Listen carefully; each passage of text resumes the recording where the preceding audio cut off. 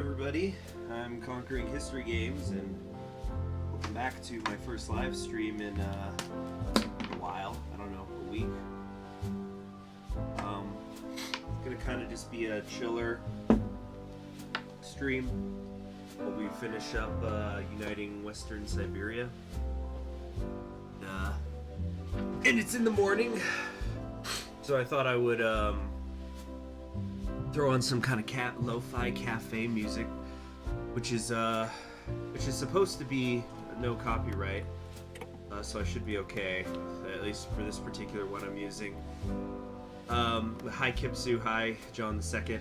I'm not sure how many people are going to show up for this stream. I'm sure the algorithm is, the YouTube algorithm is very annoyed with me. I haven't been pleasing it.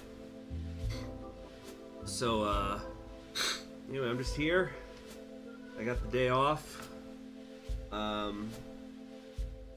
Maybe later I'll say why. It's a good thing. But I also have some beer that I thought I had finished last night, but I didn't. I was having a bourbon barrel-aged version of one of my favorite beers, the Sierra Nevada Narwhal. And they had a bourbon barrel-aged version. I guess that, I don't know how long they've had it, but it was the first time I'd ever seen it in El Paso. And so I'm going to be drinking some of that. I think I got like a few ounces here left. Basically, it was in my glass, and I was getting ready for bed, and I forgot to actually finish it. Yeah, good to have you here, Matt BC. So yeah, I'll be sipping on that, and then I'm gonna sleep afterwards probably. I also just had a breakfast of some pho. You know, I'm creating an atmosphere here because of the lo-fi music. Had a breakfast of some pho. You know, the Vietnamese soup. I made a bunch of it last night. There was a time period last year where I was making myself pho like every day, or like having a bowl of it every day, and yeah, so I made a big bunch of it, and there was basically I once again got some beef shank on sale, so I'm having a lot. That's true, that was you, John II, and I do appreciate it. Yeah, things are still not going quite back to normal yet. After Labor Day, we're gonna have some serious plans. I'll talk about them later, but let's go ahead and start the stream, yeah. As we sail into the mystic. Uh-oh. I was like, don't you crash on me? I don't think any updates happened. Yeah, this is kind of grooving. The shield just broke. Yeah. Classy day drinking ATMO. I don't know what ATMO means, but cheers. I'm also drinking out of my favorite glass.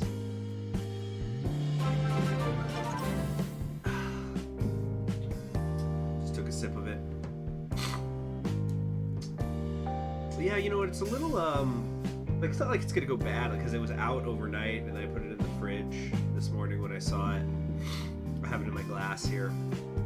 It's basically, imagine like an oversized whiskey snifter glass. That's what I'm drinking it out of. So, I guess you could kind of think of it like my cognac tip jar. Thank you very much for Super Chat. Oh, atmosphere, yeah. Holy crap, you know, I didn't listen to this miss before I threw it on, but this song is awesome. Is there a, damn it, the person doesn't have like the names of the songs. And there's no comment section on the video. No. You have an email? I want to ask you. Oh, pinned comment below for list of songs in the video. But there is no comment section. Hold on, let me try refreshing this. Ah, yes, here it is. Okay, so this song is called, I'm gonna start it over. This song is called Bet on It by Silent Partner.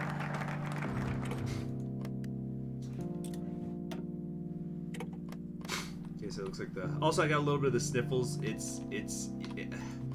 I was just getting worn down, so I think I was kind of been fighting off a cold. But it's also because whenever I have the pho, I feel like my body's trying to push out all any crap in it, like any bad whatever in my body after I have some pho. It's like, see, hello there, accent man. So yeah, you'll probably hear me blow my nose a little bit here. Actually, I'm gonna do it right now. So blowing CHG blowing his nose ASMR.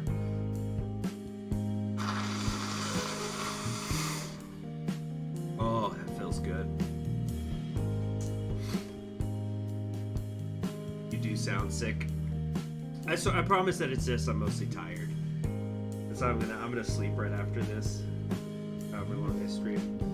But yeah, the permanent revolution is in charge in Mexico. Institutional revolution.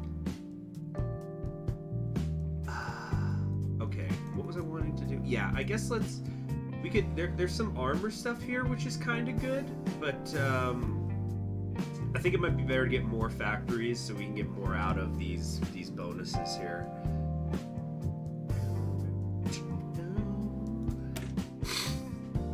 You just watching these videos? Well, I'm gonna try to have them around more. Oh, the Republic stands once more. The breakaway state. So it's like we got a unification before the unification. Excuse me. Sorry. There's someone in my throat. Tickled. Hold on. We're keeping it chill. This is good sniffles. Like I said, it's the pho. Yeah, it's getting all the crap out of me. It's like my dad and I have this thing where when we have a really, really good exercise session, we'll both sneeze a lot afterwards. And my dad always said, that's your body getting, it's getting better and it's getting all the bad stuff out. You watched all my Brazil playthrough, you love it, reminds me of US president runs. Yeah, kind of going in blind. It's an interesting run. Anyway, let me read this event and I'll talk more. The breakaway states of Omsk and Sverdlovsk both formally issued their surrenders, making the reunification of the West Siberian People's Republic official after several years of confusion. The shattering of the People's Republic by counter-revolutionaries was one of the darkest chapters in the annals of socialism since the fascist invasion of 1941. Kaganovich said in a speech in the city center of Tyumen, commemorating the reunification. But armed with Stalinist theory, the minds of the class-conscious proletariat was able to triumph against the guns of the bourgeoisie. Numerous celebrations are being planned to commemorate the reunification of West Siberia, including a nationwide holiday for the workers, military parades held in major cities, and free seminars at educational institutions about Stalinism. The Crimson Banner shall fly again. I've just got so much goddamn political power. So right, this 5-year plan, I don't think we decided what the heck we were gonna do. Who was the Orthodox equivalent of the Pope in Russia? What do you think happened to them at TNO? Well, I'm not really familiar with that part of the lore, but I would imagine they maybe are over here at the Order of St. George. Originally a humble farmer, he rallied people. Okay, it would appear that this is just an up-jumped guy. This isn't an actual patriarch. Isn't there one though here in kind of in central Siberia? They've already been eaten. Are you dying, CHG? And if I die, can I get your channel? No. I'm just getting impurities out of me.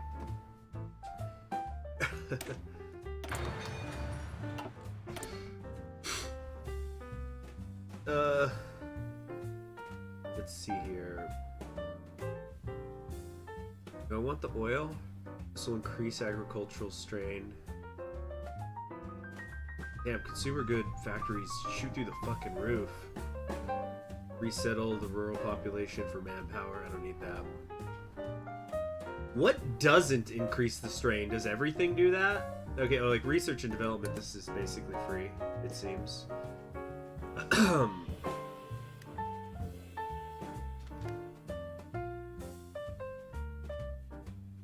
If it reaches 100, famine will start to afflict us. I probably don't need the oil, but let's get some of it anyway. Just in case. Who's a better cruise chef, Bob Hoskins or Steve Buscemi? Well, I think Steve Buscemi said that Khrushchev was the role he was born to play, so I don't want to argue with the man. Wonder how Peter Ustinov would have been as like a Khrushchev. The Orthodox have patriarch for each country and major areas. They're not really unified like Catholics. Yeah. Yeah, so I don't know. I don't have an answer for y'all. President Kennedy just got. Time for a sip of this beer. There we go. Yeah, it's warmed up a little bit. You know what? This is gonna sound weird. I think I like the regular version of the narwhal compared to this bourbon version. This bourbon version is very, very good. But I think that I don't want to say it's one note because it's still very complex. But it's the bourbon flavoring, which is the point, I suppose, is like overpowering a lot of the nuances. It's very good though, but like the original is one of my favorites. It's easy to make a stout. It's complicated and difficult to make a good stout, to make an excellent stout, and the narwhal is an excellent one. Welcome back, Seishi. You didn't much from the news. If anything, you escaped that shark frenzy. See, I have no idea what you're talking about, so I guess I missed it. You know, whenever I hear about things like that, where it's like, oh, this big thing happened. I don't know what the shark means. I don't know, is there shark attacks somewhere? I always remember, and I know I've told this story before, but I love this story, of my friend texting me while I was at work in the morning, saying, the fascists will receive their comeuppance. Excellent. My friend texted me saying, hey, we gotta talk tonight on Discord. We gotta talk about sea shanties. It's fucking huge. You're gonna love it. And then that's like 9 in the morning, and then 2 in the afternoon, I'm still at work. I get another text from him, and he goes, never mind, the sea shanties are over. it's dead. We're not talking about it anymore. Why did I put my tanks with the rest of my infantry? Fortnite had a MLK Day, like Martin Luther King. Wait, what? But it's September, or it was October. Why would they do Martin Luther King Jr. Day in August or September? What? It went about as well as you could imagine the player demographics would handle. Have you got, my friend once showed me, yeah, that's just first person shooters for you. Increases strain monthly. Oh, I like that. Yeah, let's do that. We don't, oh yeah, we've lost all our civilian factories because we're building so much stuff. So, my friend who's a big first person shooter player, he sent me this video. And I think it was called, I'm not gonna say what it was called, but it was basically the N-word challenge, where this black guy was going on to, I guess like the old Modern Warfare 2 servers are still up, and he was trying to speed run how fast somebody would say the N-word at him.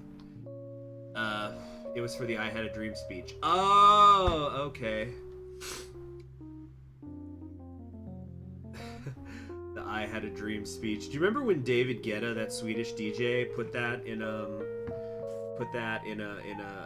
mix he did and ended racism? You know what? We're gonna pause the lo-fi and we're gonna watch that right freaking now. Cause there's nothing more chill in the morning than watching racism end. You got to start your day with ending racism. This record is in honor of George Floyd, and I really hope we can see more unity and more peace when already things are so difficult. So, shout out to his family.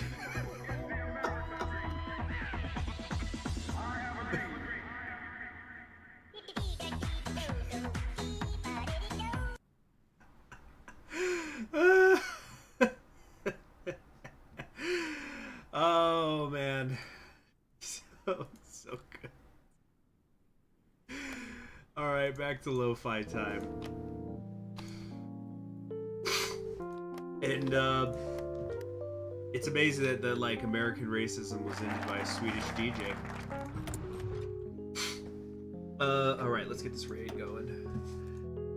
Let's see, we're still trying to get these up and running. How about the infantry equipment? Not really ready with that, but whatever.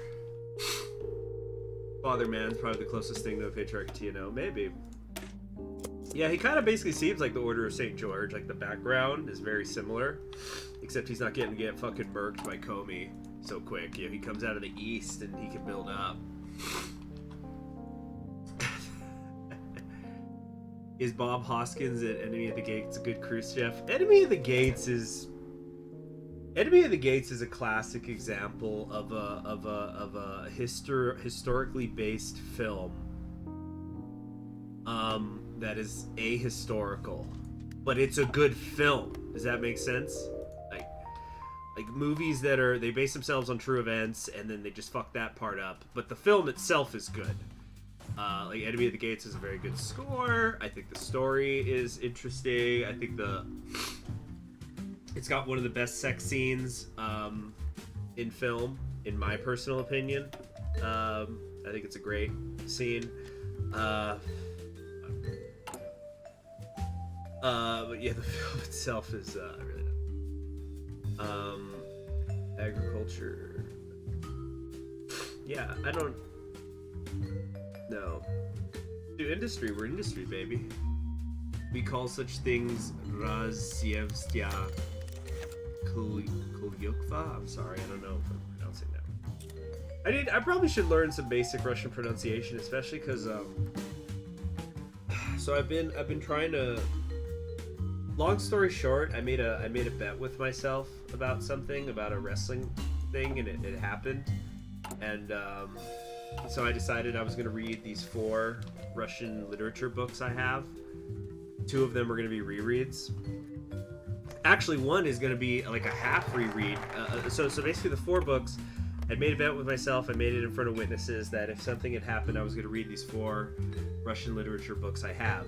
Those 4 being Anna Karenina by Leo Tolstoy, War and Peace by Leo Tolstoy, A Writer at War, which is this like it's a combination of notes by Vasily Grossman. I've talked about him before. He was a writer who during the Second World War who worked for the Soviets, and he basically saw it all. Like he was at Kursk, he was at Stalingrad, he was at Treblinka when it was liberated. He was at the Battle of Moscow. There was a lot. He saw a lot of shit. Anyway, so I have it. The Writer at War is supposed to be like these 2 translators took his notes on certain things, and they also added some of their own commentary, just kind of contextualizing his notes. And then the 4th book was Life and Fate by use console commands to help our step comrades. No, they're doing fine. They're kicking ass. They got this lovely flag. I like that blue stripe. It's a great shade of blue.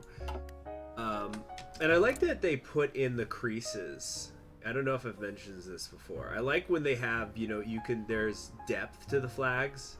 These aren't really creases because it's not folded, but you can, the ruffling is there. I think you see it on all of them, but it really, I think, it makes the flags pop a little. Anyway, so and then the 4th book I want to read, the culmination, is Life and Fate, which is a novel, but it's supposed to be about the Second World War, particularly Stalingrad. Anyway, so I've read Anna Karenina and War and Peace before, but I read them in like high school, not for class. I just read them. I think those books might have been a bit much for high schoolers. They're just at length. Like, you got so much other stuff to do in your day. On the other hand, hey Fred Chan, thank you. Yeah, I just wanted to do at least one. Throw you guys a bone for the weekend. I'm gonna blow my nose. When you're playing cruise ships, don't you think it's a bit corny? Laugh track, yeah.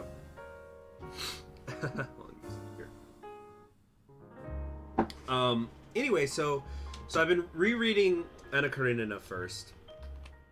It's so good. And it's so much better than I remember. And I've been annotating this time as I go. And I've been trying to not underline just like every fucking thing that Levin says for those of you who I'll talk about what the story is Anna Karenina later, but anyway, I was it's a War and Peace, Charlie Brown. Yeah, I thought maybe in Russia they like just fucking they read War and Peace in high school. I don't know how it works out there. All right, we've restored our frontiers. The bourgeois feel a tremor beneath their feet. Armed with the knowledge of Stalinist theory and unstoppable in their fury, the tide of the downtrodden shall be unstoppable. Already the army has been mobilized at the frontiers of the Republic. We're ready to strike. Okay, let's go after the, who do we want to go after first? I guess we'll go after Yugra first. Yeah, that's what I've been doing. So anyway, I was looking at the other books, and so the two copies I have of, or the copies I have of Anna Karenina and War and Peace are, let me grab it. They're like these Barnes and Nobles copies. I got them both at used bookstores a long time ago, and I was flipping through them. I was like reading the information at the start of them again. So like the ones I have are made in these were published in the, like my Anna Karenina edition of Barnes and Noble's Classic. This is from 1993. The translation's been very good for me so far. I haven't had any complaints. Actually, who did it? I don't know if they say. I don't think they credit whoever translated it here. Constance Garnett. Okay, yeah, that's who did that. And I think she's supposed to be pretty good. I think she's the standard. Anyway, so then I was looking at my copy of War and Peace. Now, I always hear that's like, oh, you know, freaking, oh my God, Kamarov is in charge of the Central Siberia. Oh boy.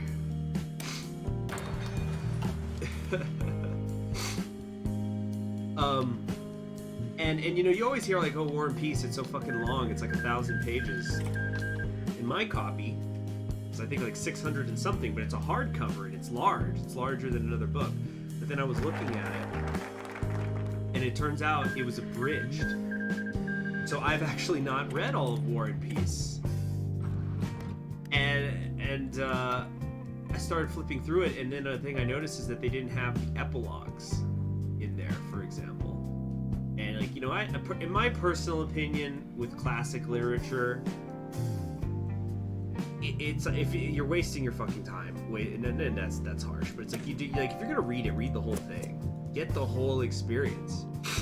I guess I kind of get it, but for example, I once saw in a bookstore a copy of Spear beat Goering. Watch out, world, here he comes. You should be aware they may end up with widespread cronyism. Yeah, the army is a problem. I actually already have the widespread cronyism, but it's like, it's gonna kind of hurt to go to political interference. It sucks. I'll be fine. I'm gonna have good tanks.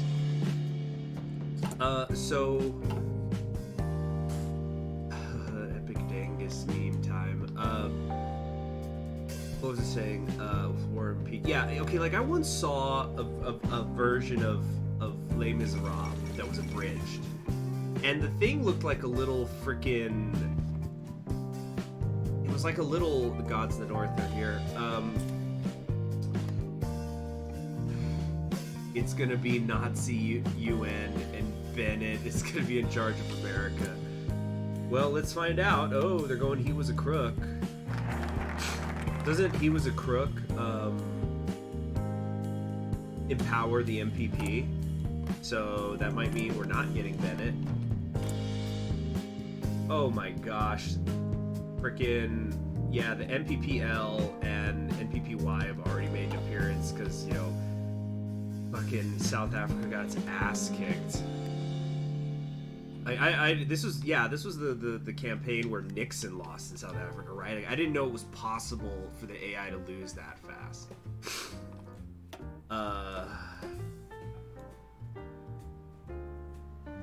And the front, the Red Army does not back down from a challenge.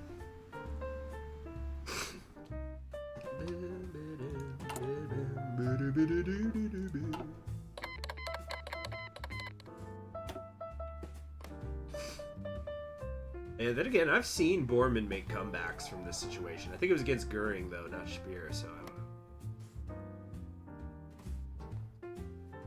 I don't know. There's the Workers' Revolt. But, oh, have they taken Kemerov? I'm sure they're gonna be fine. I'm sure he's already cored a lot of this other stuff. They're doomed. Or like the Blue Army, because the flag. Let's see here. Oh, thank you very much for the super chat. So we need Big Dick LBJ to save this timeline. I'm trying to think if I've ever seen the AI do this. Our preparations are complete. Time to strike at the bandits. We need Big Dick Glenn. I don't think Glenn can get elected until 68. Yugra. Who are these people? Komi Autonomous. Oh, this is the Gulag people, right? Yeah, it's Vorkuta. The prison hierarchy. Step 1. Steal the keys. Step 2. Ascend from the darkness. Oh, we can get a little... Is this gonna declare the war instantly? Shit. I wonder if we could prepare a quick raid here. I don't think we're gonna get it done in time, actually. Corn Lord Glenn joint space mission to Mars. Isn't that Comey if you go with the... Oh, speaking of, yeah, Zandov. Isn't Zandov space Russia? Zdanov. Yeah, this was the guy who was in charge of Leningrad, in World War II. And was he also... Neshi Bashara, yeah. Neshi Bashara. Okay, the agricultural strain is really coming down. Oh, you know what? We're just gonna fucking... Let's kick this shit into gear. Like, yeah, we're losing so much agricultural strain. We need to get higher.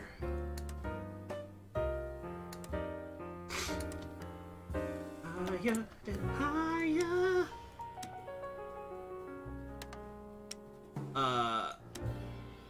Let's see here. Let's get something from the Siberia Workers' Federation before they die. JFK and Cornlorn wanted to do a joint mission in IRL. I'm playing Super Mario, but why did he become a communist? Because of this. Yeah, this is the white outfit he can get in Super Mario Odyssey.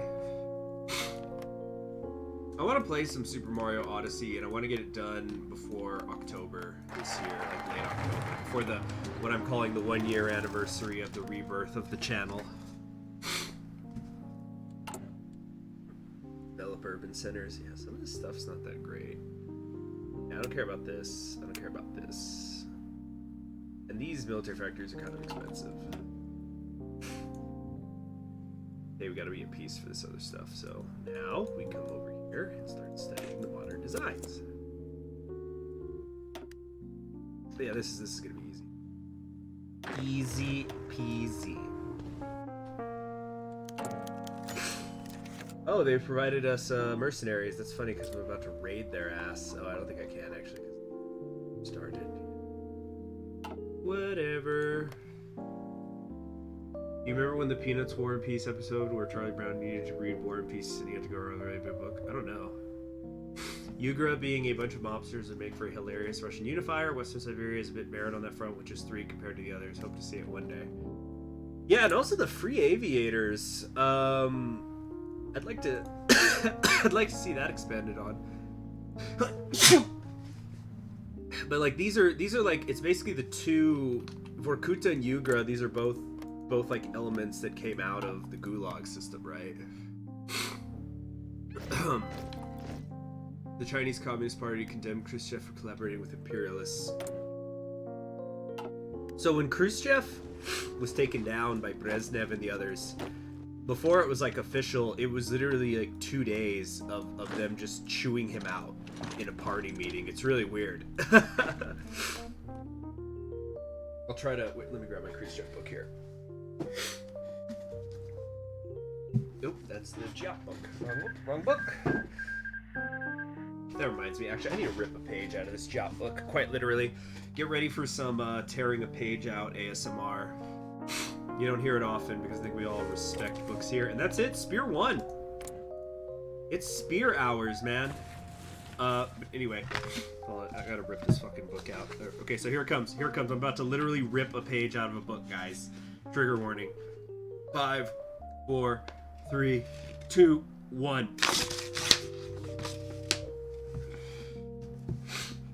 Okay. It's because I got the book used, and somebody, whoever had it last, fucking wrote in it, and it's stupid too. So it's like not notes, it's them hating on the book, which is really not an amazing book, but. Vorkuta is the Gulag. Q Black off Reznov memes, yeah. Spear 1, can't believe the students went out versus the Nazis. Clearly the communists didn't try enough. Ow, my librarian soul. Yeah. Well, it's because... So, there's no good biographies of Giap, that's my understanding, but the closest to a decent one is this one called Giap by Peter MacDonald, who was he was an English brigadier general who interviewed Giap, and he made the book out of his interview, basically. It's not amazing, but on the fucking first page of the book, the blank part, there it is, Spear wins the war, peace returns to Germany. He wrote bullshit propaganda, and then a smiley face. Giap sure didn't bother worrying about casualties, ellipses, and like there's misspellings. There's improper letter usage. It's just, yeah, it's like they didn't spell like propaganda right. They didn't spell worrying right. Spear gets into a fail state immediately. Can it collapse under Spear? I wasn't aware of that. It's my understanding he just kind of does the reconquering of all the old areas. Excuse me, I'm gonna be right back. Enjoy the cafe music for like a minute. Gonna say it. Gonna say the dangism. Oh shoot. Oh wait, no, it's right here. I don't have to leave. I was just looking for something. The librarian soul. And I love it whenever I get editions of books that have the library bindings with like the plastic over the dust cover. Those are my favorite art cover books ever, is whenever you can get the ones like that. I don't want to use this yet. Let's see. The national focus thing's already full. I've waited too long. Fuck. Maybe if I had micromanaged this war, it would have been done faster. Come here. Oh, it's one of those morons. If it's a book from the library, you can simply point it out to us and we'll find something to wipe off the ink with. That's nice. Yeah, but it's a book I own. And like I said, I might have to just end up doing it myself one day. You know, like Thanos, I'm gonna like freaking, I don't know, put on like something on my index finger and thumb, grab it, you know, so I don't get too much wear and tear, grab a pen and pencil and notebook, and like pull up a picture of Giap and go, no good biographies, I'll do it myself. Start learning Vietnamese. Trying to decide what to do here. Agriculture, yes. How's that strain down here? Oh, excellent, very good. Oh shoot, yeah, I got the strain at 90. Got a little close there. Got a little. I almost didn't do the math right. No, I've not noticed that, Guzman. That's pretty interesting. Where he goes, Natsagi doesn't have a. Yeah. Oh yeah, I was supposed to be pulling up the Khrushchev thing. We're just chilling out here, you know. Khrushchev at war. No.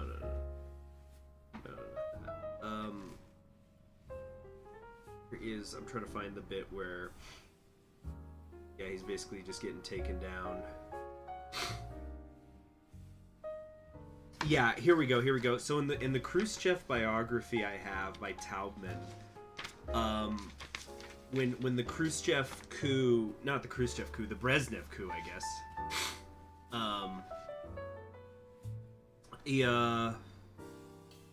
I had 120. Really? Am I suffering from famine? No, I'm fine. Okay, I guess it needs to take a little while.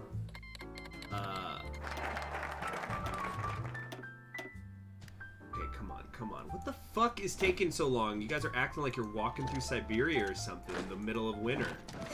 Let's go! Germany has restored control over Central Europe. Yep. There goes Bohemia. He who would control Europe must first control the bastions of Bohemia.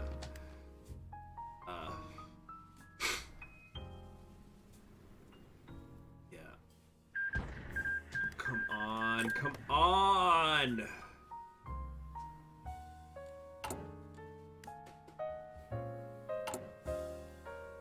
Oh, shit. Taking so long. It's gonna take 4 days. God damn. Their vehicles have frozen in the tundra. Yeah. No kidding. There we go. We're done. We're at peace. Okay. Anyway, the Brezhnev coup, it was perfectly legal under Soviet law. Okay, whatever you want to call it. You want to call it a coup, changing of the guard, whatever. Anyway, so there's a section in the biography, and it's right at the start.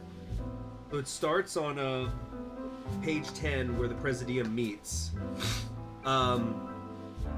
And then, and by the way, there's I love this sentence here. Because like Khrushchev asks why are we having a meeting? What's going on? Like, why is there a special session? And then the sentence says, I love this alliteration. Hold on! Woo! Oh, faux show! Get another sip of beer after that. So then the sentence says, called on to explain why the special session had been summoned, the burly, beetle-browed Brezhnev launched into a searing indictment of his former patron. And so from page 10 to page 15, it's just every paragraph is a new person criticizing him. You know, they're just going around the table and they like take a break for lunch and then they come back and they keep chewing him out. It's like kind of weird how it's like formal. It's like, this is an it's like order. This is an internal coup, but it will be conducted according to Robert's Rules of Order.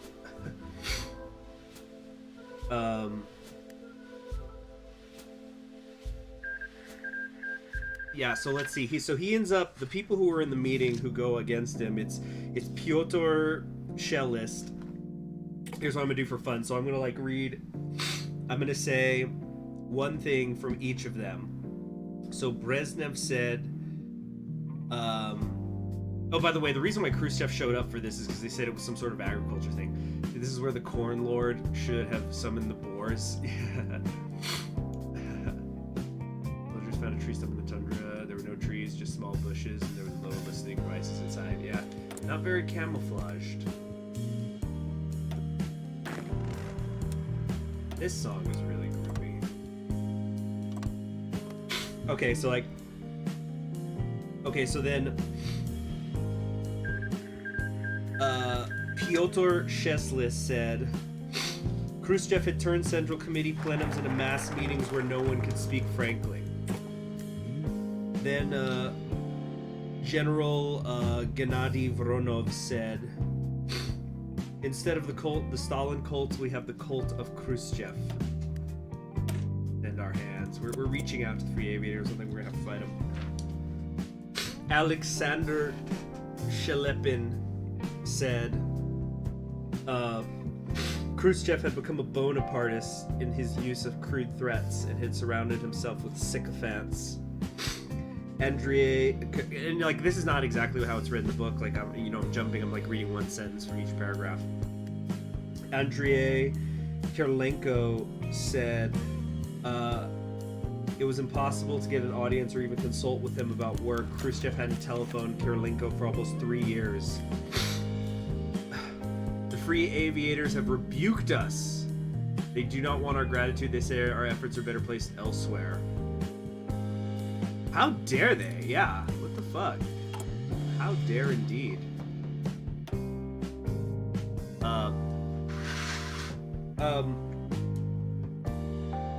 So, Leonid Yefremov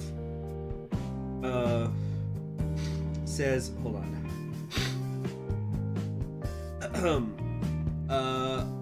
He charged Khrushchev with making foreign policy in ad hoc fashion, either over lunch or in the course of reading telegrams. They refused the tribute. Well, we'll do this. When England won the Civil War? I think it was Himmler. Yeah, it was Himmler, the English transitional government here. They hate me for being a blue communist. What's the use in feeling blue?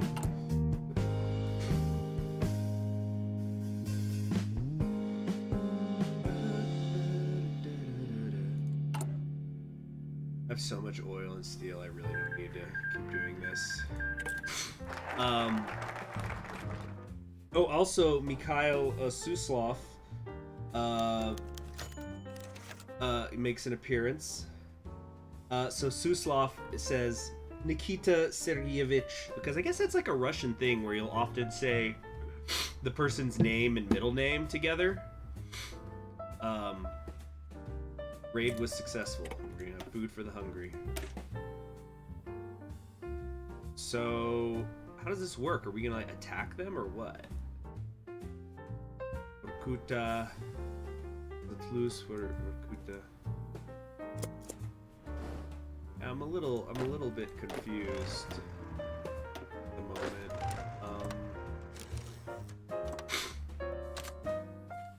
Hold on. We gotta also get these rooted things out. I have 8 manpower. What a number. Whoops. And you're coming on home. Where was I? Oh yeah, so frickin' Suslov. Suslov says, Nikita Sergeyevich, you don't even understand how far you've allowed this to go. You don't listen to anyone. You say party officials have hindered agricultural development when it's you who messed up everything. You listen too much to members of your family, especially to Adzuhube. You take family members abroad with you. As a result of your foreign trips, we end up arguing with foreign friends. Our press is too full of Khrushchev this, Khrushchev that, and there are too many pictures of you. We must put an end to this. And then Victor Gresham also said, yeah, Khrushchev hadn't given him an audience for 4 years, which is a bit of a problem because that's the trade union chief. You know, in a Soviet system, you might need to talk to them. Yeah, 8 reservists, so they're gone now. So that's that. Food for the hungry. We're not going hungry tonight.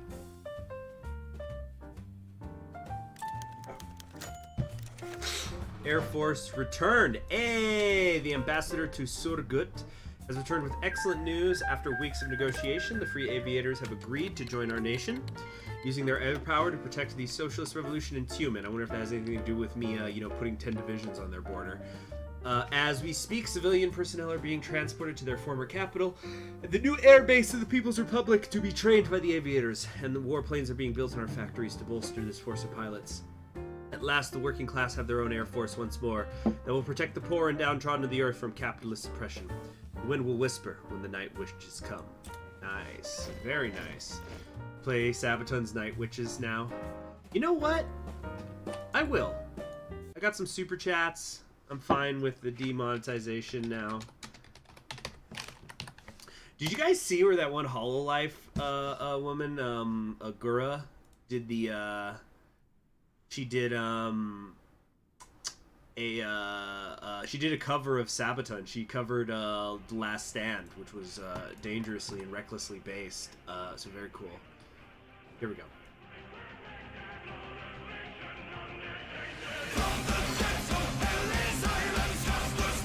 Okay, really quick. There's a line, there's a comment on this video that says, America has Superman, Japan has Goku, but Russia has Russians.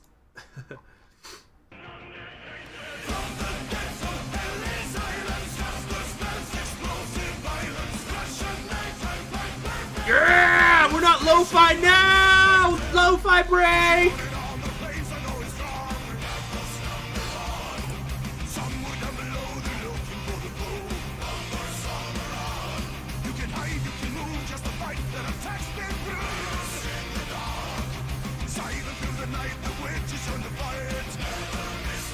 Oh, I don't have manpower to make an Air Force.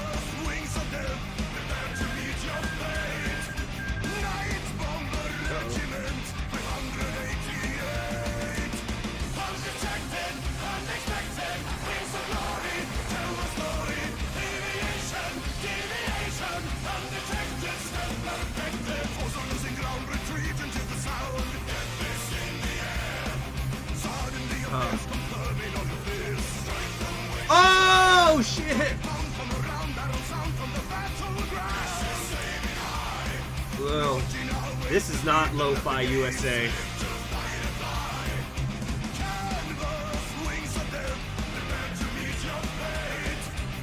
People's Republic restored.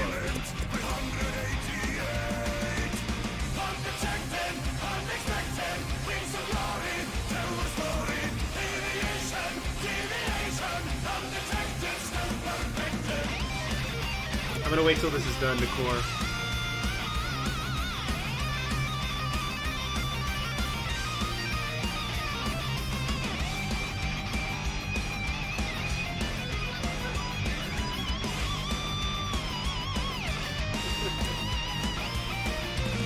You alright there, Tenebrae?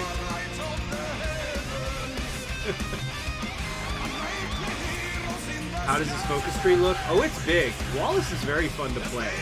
What do you do?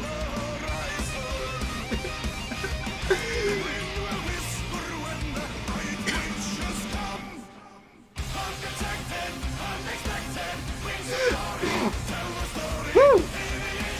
Jellicoe elected.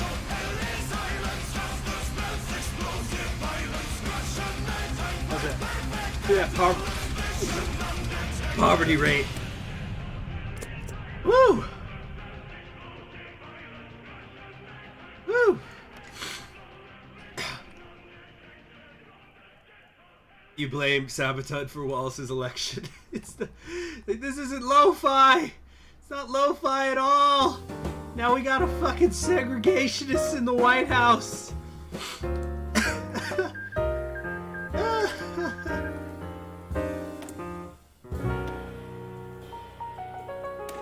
Alright, we got a bunch of research bonuses here. We probably should use them. Oh, man. Address the living standards, Kashira.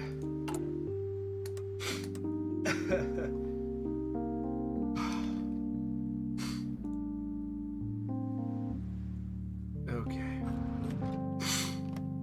It was Goretsky who got rid of the old rank system. Comey could beat the Aryans here pretty quick. They might actually have a chance against the West Russian Revolutionary Front.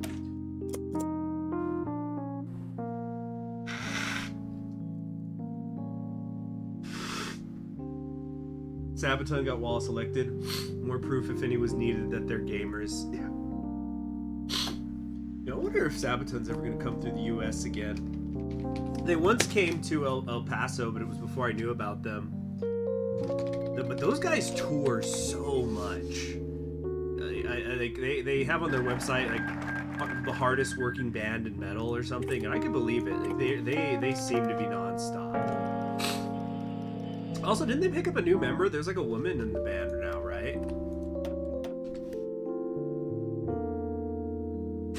Industry, baby. So let's see. Oh, wow. They're doing a bunch of shows in the United States right now. Nothing in Texas, though. Actually, no. They're going to be coming through in early October. Not El Paso. Can't blame them. Really can't.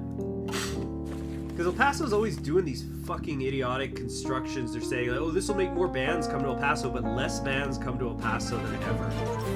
Oh! Thank you very much, Tenerification, for the super chat. This timeline is weird, and here's some tissue paper money. Yeah, I'm gonna shove some tissue paper money. Like, it's the foe getting all the crap out of me. But yeah, like Tricky Falls, I don't think is around anymore. That was a pretty popular venue. They made a fucking stadium downtown, and it's like, oh, it won't just be for baseball, it'll be for other stuff. Oh, this is interesting. Not since Marx, Lenin, and Stalin has there been a greater friend of the workers than our own chairman Kaganovich.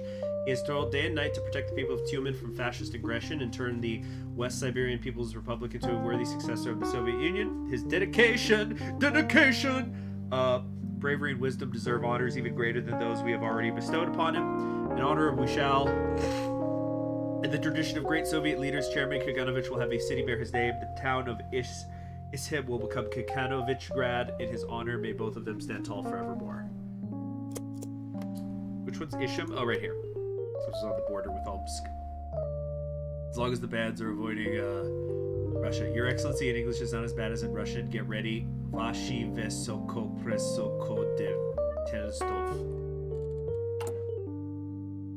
Well, one of the things I find interesting reading, now that I'm older, rereading, what do you call it, Anna Karenina, is how, thinking here, resettle population, it's just moving people around, that's really it. Oh fuck, I went too high. We'll be okay, we'll be okay.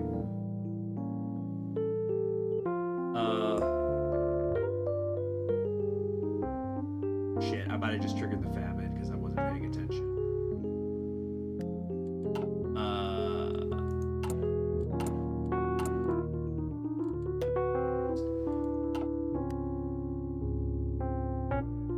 Okay, but one of the things I found interesting about Anna Karenina is how one of the things that I think makes it difficult sometimes for people to keep track of who's who is because people will be referred to by different names. So for example, let's go with the industry. For example, at the end of part 1, there's you don't need to know the details, but basically there's a section where this guy comes home and he has a roommate. And his roommate is having an affair with a married woman, and who's like a member of high society, very rich woman, and it kind of foreshadows his own affair that's gonna happen. But anyway, his friend's name is fuck. Let me look into it. I don't remember because he's actually a character that like doesn't fucking matter. I think from what I remember, I think he's only in that scene or maybe one scene later.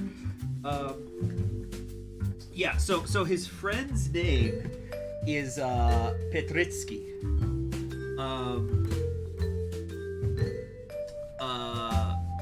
Yeah, his name Petritsky, and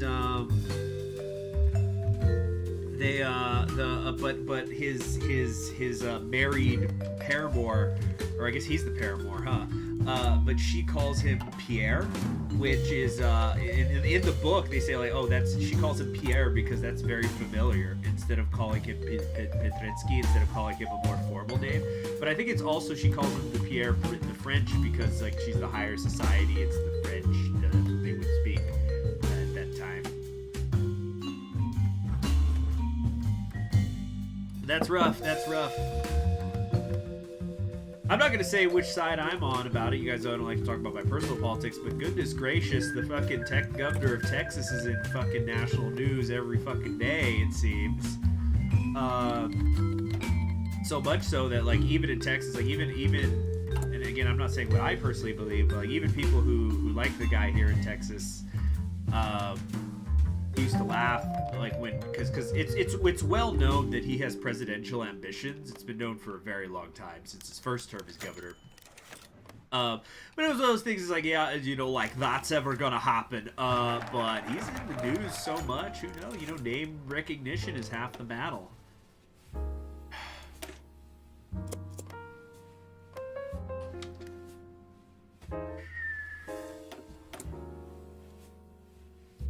He would be, you know, kind of be, he's definitely not FDR, but he would be the first one since FDR to be in a wheelchair.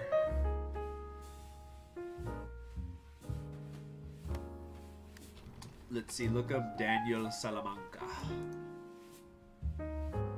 Actually wanting to pick up some South American literature. Can you turn the music down a little? Absolutely. No problem. Go.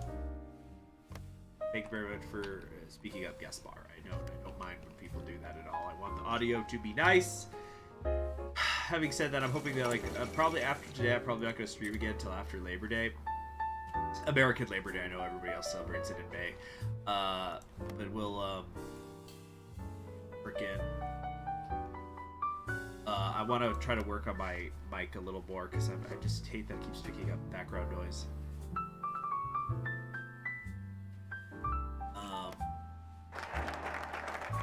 In regards to Sabaton, was a collab. Oh, okay. Let's see, buy the rope. Here we go. Oh, what's happening? Yeah. They have sold us the rope, now let us hang them with it. Suckers. Let's see, that's constructions.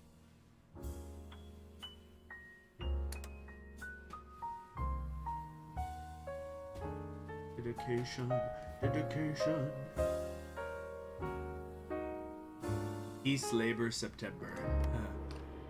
But yeah, Anna Karenina, very, very good book. So for those of you who don't, and also I would recommend, if you've never read it, maybe you should check out, I hear a lot of people say, oh, well, you know, the 1997 version of Anna Karenina is the definitive version, and that very well may be. But I personally really like the 2012 version with Keira Knightley in it. It's got Keira Knightley, Jude Law. It's directed by Joe Wright. But I really like the directing of that film. For example, most of the film takes place in a single, like, huge theater that they made. So it's almost, it kind of has like it's like a stage, because you know, it's like this whole thing, like so much of the Russian life is staged, at least at that level of society. And then the contrast with the other main character, Levin, who like works in the fields, and you know, it's kind of like contrasting their virtues. Because okay, so basically, I'm gonna kind of give these are I wouldn't say these are spoilers. This is more like this is the fucking concept of the book. It's not spoiling to say the plot. Like, you know, Star Wars: A New Hope is about this guy joins the rebellion against the Empire. It's like, oh, spoilers! Now I know that he's gonna do that. It's like, that's not spoilers. That's the premise. So the premise of Anna Karenina, effectively, is the main character, Anna Karenina, enters into an affair with a cavalry officer, and so you're following her, and it's, you know, and there's some people who call it a great love story, and I just don't, like, it's no. I completely disagree. Like, if you look at her affair and you're like, oh, it's a love story, it's just absolutely positively wrong, in my opinion. I don't know. It's like, I don't want to get too into the details of it because of spoilers. But anyway, the other main character is this guy Levin, who has a big bushy beard. And so he is friends with Anna's brother, and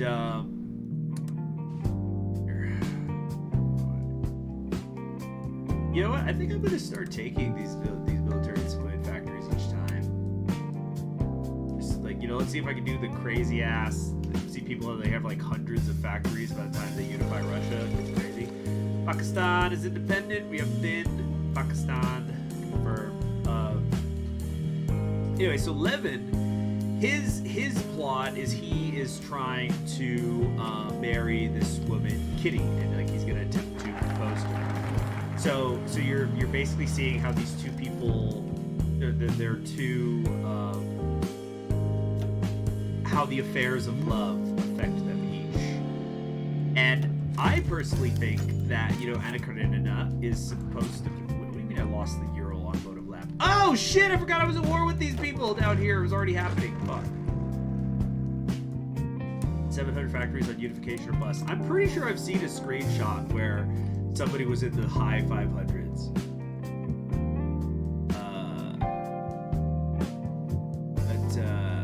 By the way, that Equestria at War Super Events thing does sound interesting.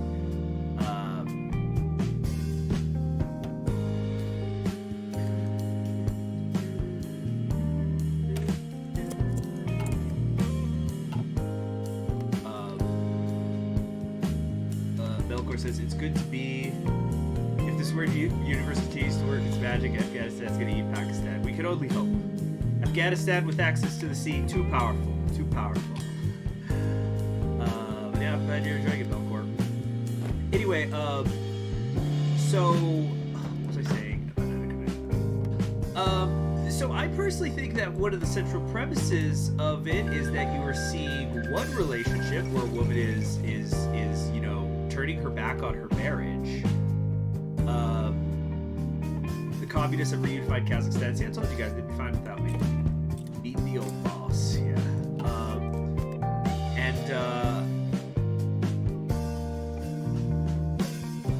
Let's see. Freaking. Uh-oh. Oh, we're having a little trouble here, aren't we? Okay, let's bring the tank in. We'll just cut them in half. It ain't gonna be a problem. Is that you're seeing her turn her back on her marriage. She's having this affair. And then in contrast, you see this kind of humble dude, Levin, who's like, he's not a peasant, but he's from a humbler part of society. And his adventures in love. And it could kind of be summed up, I think, like the differences between them is like, okay, so the way the book starts, the character that the two of them have in common is this guy, Steffi. Music's a little too loud. There you go. Oh fuck.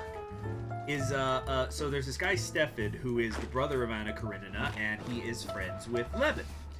And Stefan has an affair. That's what starts the book. Like, it's on the first fucking page. That's not a spoiler. He's cheating on his wife, and he's been busted. So anyway, him and Levin are discussing like the affair and just affairs in general. And he's saying to Levin, he basically says something to the effect of, was like, wouldn't you, how would you feel about ever, cheating? And, he's like, on a wife? And he has this great line where he basically says, cheating, like, sleeping with another woman when you have your wife, oh yeah, we're gonna do some Tukajevsky's stuff here. That's like, you have a big, great home-cooked meal, and then you go out and steal a bread roll. What? Why? There it is, done. And we captured their plant. This is going to do wonders for my productions, my factories. But I really like Levin. He's a good guy. Easily my favorite character in the book. Although I do see a lot of myself in Anna Karenina's husband. Like his reading habits and stuff. Who do we want to raid? Do we want to dare raid into Central Siberia? No, we'll go against Fort Kuta. We're getting on that border anyway. Okay. The Shadow of the Giants. Okay. Okay, time to finish off the beer.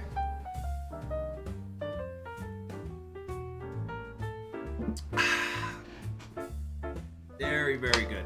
Okay, I'm just gonna go take this to the kitchen and run it under some water. So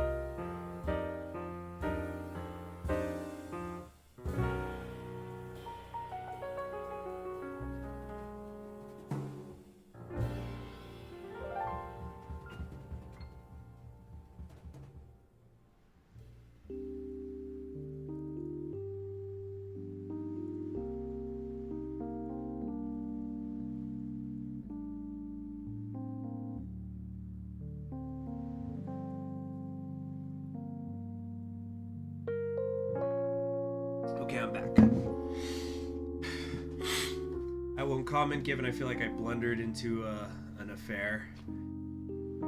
Oh, what was it like? Well, I shouldn't pry, but like, was it if it's one of those situations where, first off, if everybody's consenting, that's fine, but is it maybe one of those things where, I don't know, one of the people in the marriage said like, oh yeah, the other one's cool with it, and it turns out they weren't. Okay, in the shadow of giants, did I see a train of workers just depart?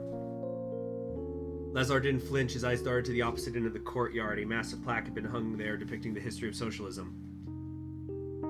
Damn it, Lazar! Mikhail stomped his foot. It's Sunday. Factory quotas should be at a minimum. Kaganovich sighed. Tyumen ironworks fell short yesterday. They're on double time now. He turned to his brother. Don't you have Kalishnikov's cremation to attend? Yes. Goodbye, brother. Yeah, so remember, Mikhail, this is the, well, yeah, the brother. This is the brother. From his office, Kaganovich. Back. Salutations, fellow comrades. You've been gathered here today to be taught how to effectively use armored units. Going into today's battlefield without being aware of what dangers are in store would be a total disaster. Man-made portable rocket systems and specialized munitions give the enemy tank killing power like you wouldn't believe. You must learn how to adapt in order to survive. Be sure to pay attention. Any questions before we move on?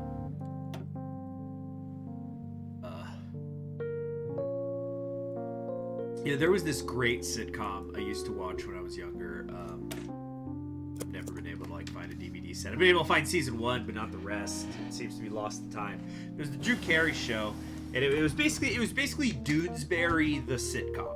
But anyway, there was a part where he's been in a relationship with this woman, and I think it turned out that he was or that she was married, and he didn't know that, so he was very, because he was in love with her or falling in love with her, and he was so it broke his heart when he found out that she was married, why not pirate it online? It's because I can't fucking find it. It wasn't a popular show. That's what I'm saying. If I could find it online, I would find it. Yeah. It's just, yeah. Anyway, so hold on. Agricultural strain is way down. This, I don't need any more of this resource actually.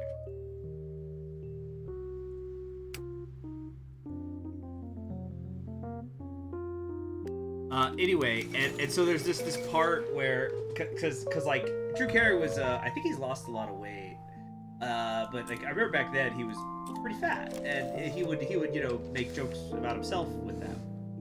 So there's a part where it's after he found out that she was in a relationship or she was married or whatever, and he's on the phone and he's talking to somebody and going, I just feel so betrayed. I can't believe she would do this to me. I felt that we had such a connection, and it turns out there's been somebody else the whole time. And you hear,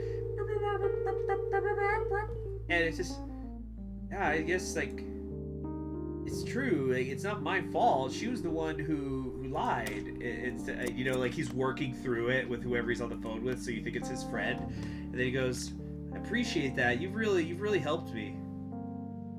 Yeah, anyway, so I'm gonna have a large pizza with some pepperoni and another with ham. and then later, she shows up and they get in an argument. But even during the argument, there's a joke about that. It's the pizza man told me that you're the one to blame here, not me. And then she goes, oh, but this is why. And then the Chinese food guy said you disassemble.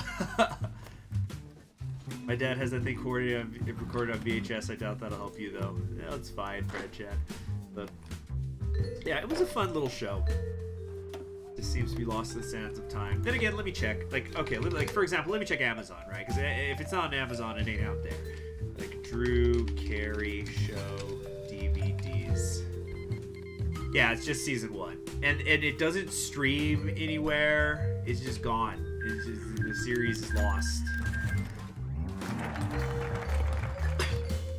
Yeah, here, let me go into Just Watch. A really good, if you're ever wondering where you could find something streaming, justwatch.com is almost always very, very good for that. I can think of maybe 2 times ever that it wasn't, like it said, oh, it's not available on streaming anywhere, and it was somewhere. Drew Carey Show, 1995. Yeah, like you could buy only season 1, and it's one of those things that I'm sure no streaming service wants to pay for the rights to it, because who the fuck even knows that show? Did I look up Daniel Salamanca? I have it in another tab. I haven't looked at it yet, but yeah, it's there. Salamanca. Okay, so the gulags have been captured. These are places of immense suffering. They help with recruitable population factor. And that's it. We're done. We've unified this. Oh boy, what a mess. Yagoda and Father fighting for the souls of East Siberia.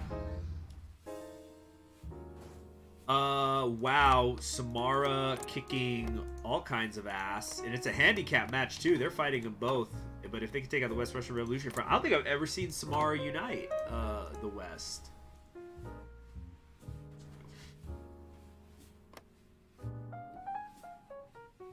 Let's see here. That's not all that uncommon. I remember some weird late night visitors was working at Marco's Pizza, especially on weekends when people would be drunk. All sorts of unwanted conversations. So, the trials. Keep up our speed when we come up that ramp. Don't even think about slowing down. I want to see if we can make this thing fly. We're in a tank, you fool! We'll be fine! Maintain speed, Yuri! The tank came to a slope as Yuri feared the speed at which he was going caused the tank to soar through the air, if only for a second. The observers watched excitement and a little horror as it tumbled. Then it resumed its journey around the course. They're certainly not lacking in enthusiasm. Yeah, you gotta get that Girls und Panzer tank drift happening. We're living in the weird timeline. Yeah, it's sometimes when you think things are maybe getting a little too, it's all the same, because it really does feel like the West Russians win all the fucking time in the West. But Samara, it's such a good change of pace. Indonesian War!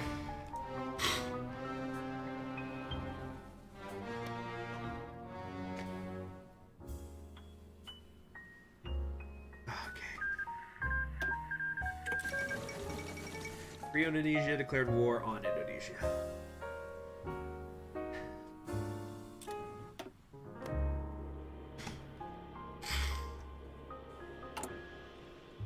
Okay, let's get the agricultural methods all the time. More mechanization.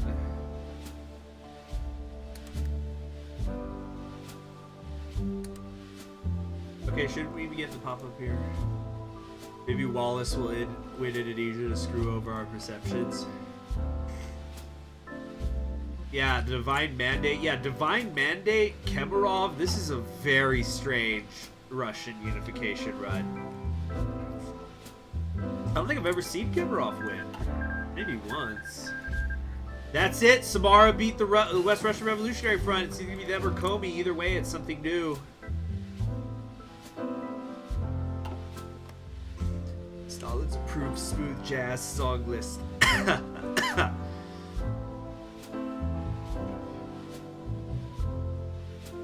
I guess let's talk. It's been a little over an hour. Let me kind of broadly talk about channel plans. So, basically, here's the situation. I've officially completed my sort of second probationary period. Combat performance records. They're doing good. You were captured. Okay. Just beating up some bandits with tanks because we're cool. Red Dawn, victory at last. We have conquered the entirety of our former territory and are now stronger than ever. We've declared a holiday. More holidays. There's gonna be like 50 holidays in Tyumen. So, hold on.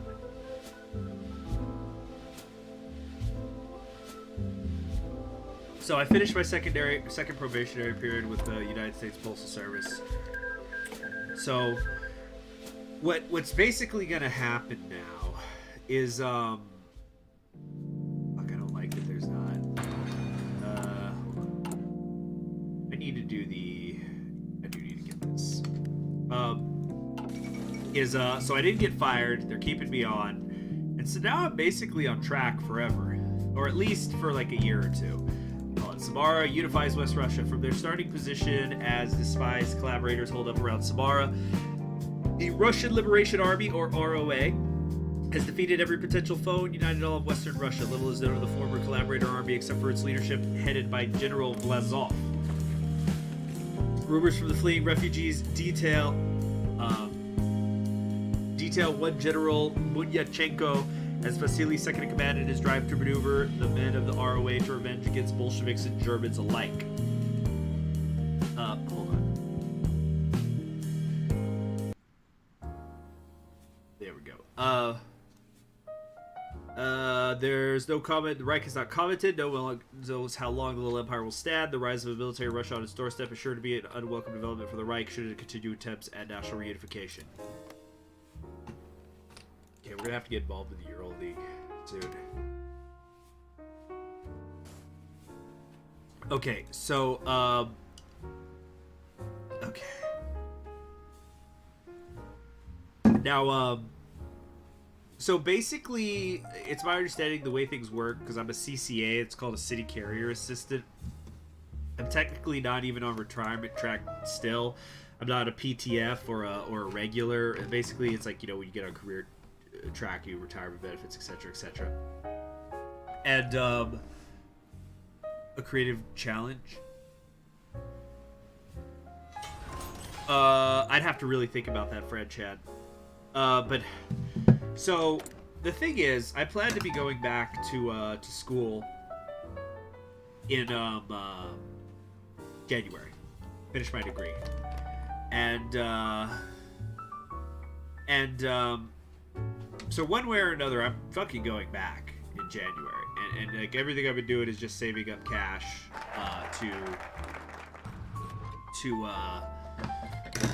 oh, there it is. Afghanistan and Pakistan started their war. Watch out. So this is, but it's good though because the Postal Service pays well. Oh, I like these. I like how these look. Restoration Day. And I've just been basically all I do. I know I went on that big book spending spree and over the summer, but basically all my money I just keep putting away into savings, just savings to cover the costs of school. And you know, I'm trying to budget in such a way that I'm not accounting for scholarships, grants, etc.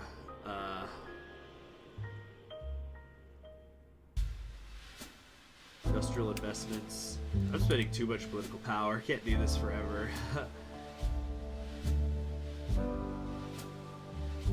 Here we go. Do I just go ahead and do this? Get the overextended administration. Yeah, fuck it. It's worth it for the research slot. Oh yeah, Poland is not yet lost. Tyumen unifies West Siberia. It's in history, Kessler. History by masters, so I could officially be a historian. Anyway, what sparse information comes in from what was once the Soviet Union confirms that the region of West Siberia has been reunified for the first time in a decade by the same policy that once controlled it. The remnants of the West Siberian People's Republic have reconsolidated control over the area from their base at Tyumen and now stand poised to make a play for the rest of Russia. General Secretary Lazar Kaganovich, an avid supporter of the obscure Soviet official Joseph Stalin, believes that large-scale centralization of industry and political power is the only way to avoid repeating the mistakes of the old Soviet Union. Whether the Stalinist model is able to meet the challenges of resurrecting the Soviet Union has yet to be seen. The old guard returns to relevance.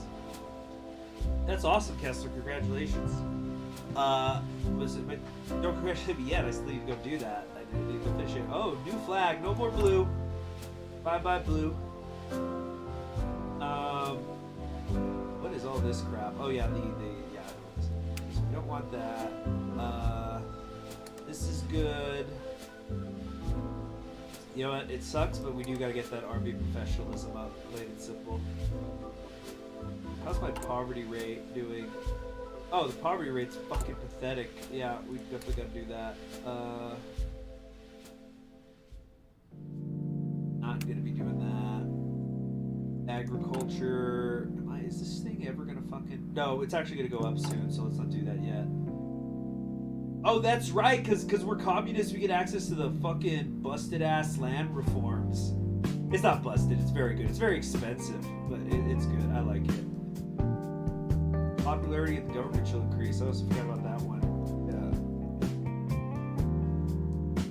Yeah. So, you're gonna be giving your defense this month? Ooh, pressure. No, you'll be fine. Oh, what? Did they already... Oh, no, they're going after Onega. Totally got lost because it was during their unification stuff. But basically, yeah, these are our 4 here. These are the 4. So I'm going to be going back to school in January one way or another. Until then, all I'm doing is saving up money because what I would like to... Because there's absolutely no fucking way that I can... Oh, here we go. Second South African Civil War. Bless up, y'all. Hold on. I need a... Hold on. I'm going to make a save file. I've got secrets in the save files. So, I'm going to be going back to school in January, and there's no way I could go to school while simultaneously working for the post office. It's just completely fucking impossible. Between the commuting and the work hours and stuff, there's no way I'd be able to do school. So, yeah, having some fun down here. I blame Nixon and Wallace. How could Wallace let this happen? Right? Whoa, Ted Ray, are you blaming a current presidential administration for the actions of previous administrations? That's really weird. I've never heard of anybody doing that. Like, can you imagine a world where... I'm just joking. I'm not taking sides on anything, anybody. I'm making jokes. I'm sure everybody understood what I'm talking about. Anyway, so the plan is to just save up money and be able to pay for my school, and then also not have to go to school. Man, this music's fucking loud in my ears. It's getting louder over time. You know, we're switching it up. Some different music. Coffee, jazz, but different. Okay. So, the American supplies have arrived. What? The CIA is backing us because we're going to eventually kill the Germans. That's nice. Awesome.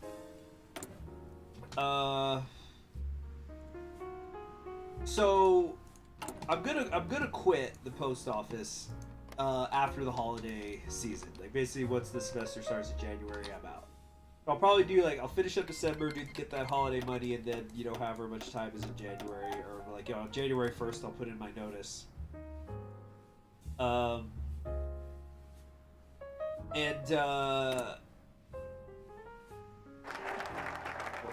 Great pump.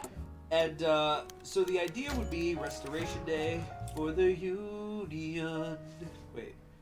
Honor the heroes of socialism, or honor the proletarian contribution.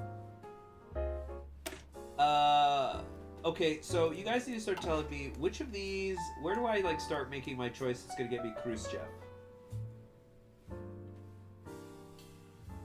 Because isn't it in this, like, space where we're gonna start figuring it out?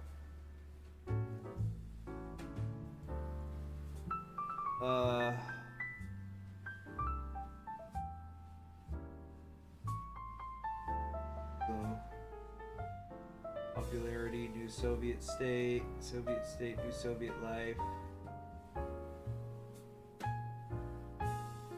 Yeah, I'm seeing a lot of these choices here, so obviously it's like, whichever one I pick is going to lead us towards Khrushchev, right? Anybody know?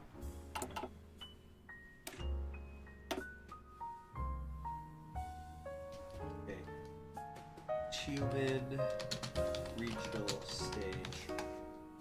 Yeah, how does getting Khrushchev after work? And while somebody works on answering me that, please, if you don't mind, let me blow my nose and then actually keep the game paused so I can talk about what's going on.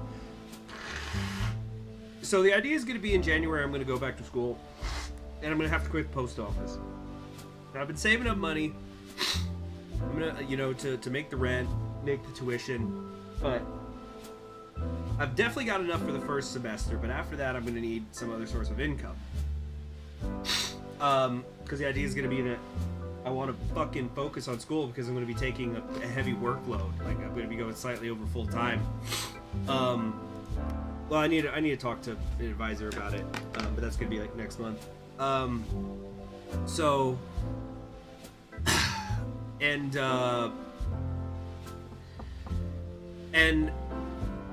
so I'm going to need another way to supplement income. Now, I'm going to be applying for things like substitute teaching because at least around here with substitute teaching at the main district that I'm going to be applying to, you can like pick the days. Have you thought about going into the club as a dancer? You know, no joke. I remember as far back as like in high school, me and a friend were saying like, we need to have a male strip club in this town for the men to work to pay off college. Well, unfortunately, there are none. It's like, and if I had the money to start one up, then I wouldn't need to become a stripper, or exotic dancer. But I'm on that wavelength with you, Tenbray. So anyway, the idea is going to be to basically supplement my income. Like, don't get me wrong, I can eat rice, beans, and potatoes all day, every day. I have in the past. And soup, cabbage. But you know, to basically supplement my income for the long term, what I'm thinking about doing is actually really fucking going in on the YouTube channels. So what that means is, like, you can't just fucking start that up in January. Obviously, this one has a little bit of a base.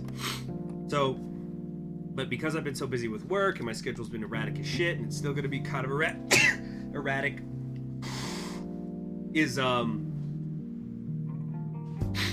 channel's been suffering. So what I want to do after Labor Day is I want to like start setting aside some time just to work on either this channel or Voyages in Time, which is my other channel where I want to talk about history. Like, the other channel is basically, sometimes I think about it, it's like it's practically a fucking vlog channel. That's what it's going to turn into. It's just going to be me talking about whatever the fuck interests me. That's a hell of a risk. It might be enough to float your ass to the finish line. No, I know. And let me be clear. I've got savings. Like, I've already got the savings now for that first semester, and then I'll be okay for the next one. You know, the next one will be tight, you know, but it's not like I'm going to be spending money. I'm just going to be going to school and coming home each day, more or less. And so, and you know, you're talking about the risk. 25.1, when you're still growing, my dude. Yeah, but like the main thing would be I want to get like the Patreons going, because I kind of like the YouTube ads is where the money is now, but like I feel more comfortable with Patreons because then it's like a monthly thing, you know. So what I want to do is I want to start setting aside some time, like 2 hours. I want to set aside 2 hours from here to January each night or morning, like if I'm working in the afternoon, whatever, to just work on the channel. Does that mean it's going to be live streams? No, that does not mean 2 hour live streams every night. In fact, the live streams are probably going to start to suffer a little bit. I'll probably just restrict them to when I have a day off. Maybe do 2 on those days off or whatever. But like working on more pre-recorded series, it's like, okay, I'm going to come home, I'm going to play for 2 hours. You know, that's 4 episodes right there. Or do something where I work on guides again, because the guides, you know, they get a lot of views and they get, like, you know, nobody super chats a guide, but it's like a passive income because people keep referring to it. So like when I look at my analytics, for example, a lot of my guides, you know, people still watch them. This is what they call 1 month plans. Well, this is, I'm thinking more into January. Like from here to the end of the year was the idea.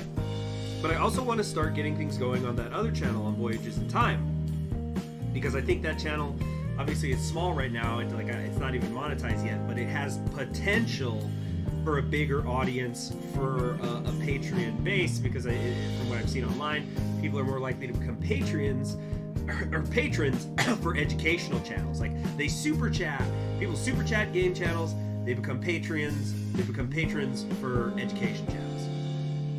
So, you have never seen a single stream in this game, Boxlord? Okay. So the idea is that I want to work on stuff over there. That means like the Legend of the Galactic Hero stuff, and I want to fix up my audio before I work on that more. But I've had ideas for the channel, Voyages in Time, which was going to be the history-based one, which I've thought of, and I thought, no, I should wait until I'm monetized to do that. But, you know, I've been, oh, there goes Uncle Ho. I've been thinking about it more, and I've been looking at other educational channels, or just channels in general, like how it works, getting them off the ground. Because it was a fucking freak accident that I was able to, that there was a, excuse me. It was a freak accident that I ever initially got monetized, because I made that How to Avoid the Second American Civil War for Kaiserreich, and I just... This is actually the second iteration of Conquering History games. There's a long story. I had to delete my channel and then make it again. And so like that video exploded, and I got monetized because of that. Now it's harder. You know, now you got to get 1,000 subscribers, but then more importantly, you have to have 4,000 watch hours in a month. So it's like you need to make a big video, and then you become monetized. That's how it works. You know, it's not like you become monetized and then now like the algorithm's helping you. Like you need to somehow break through without the algorithm's help. So I want to work on the Legend of the Galactic Hero thing, but also just like kind of essay, educational ideas I've had. Like, so for example, there's one I've had, which I wouldn't mind. I've had this idea for like a little brief thing involving Russia, funnily enough. Looking at World War II, American propaganda photos that had Russian and Chinese as friends fighting freedom. Oh, that's fun. It's a fun one.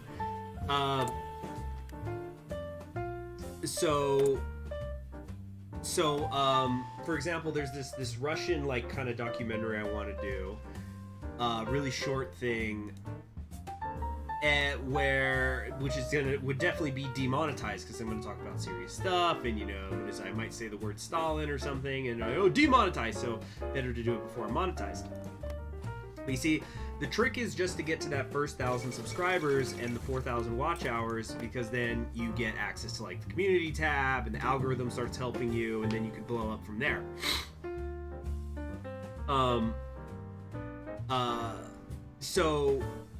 So like that's what I need to be working on from here to January. Then once I get to January, the idea would be that I have a solid base of patrons, and I'm still not super stressed about the money because I'll have my savings. And then basically spend a semester when I'm not working on schoolwork, I'm working on the channel. And that could be like, you know, reviewing history books. It could be, you know, or like here I'm doing guides and stuff. Like just basically working on those two channels and attempting to learning from the past. What can Graves tell us? He identified the mistakes of the comrades as well as himself. His eyelids were late. It was late. He gave one last look at ancient taxes. They had failed once, but never again. This time they must succeed. What can Graves tell us? Wow.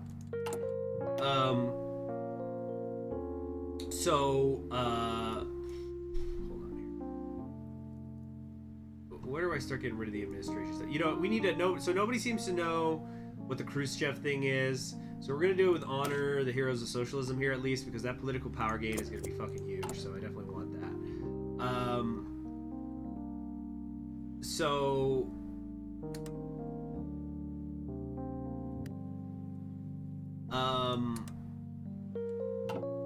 So the idea would be that in January, and again, if I get like this, if I get a substitute teaching job, which I'm pretty sure I actually will, so it's not that huge a deal, I'm gonna, you know, if I'm not working on schoolwork, I'll be working on the channel. And so it's like I want to, so essentially, long story short, the goal is, life hack for avoiding YouTube sanctions. Put Mario's face over Stalin's face, call him by his initials. It's a good way to avoid demonetization for Stalin, and a good way to get hammered by Nintendo. It's like, instead of YouTube demonetizing you, Nintendo will send assassins to your house.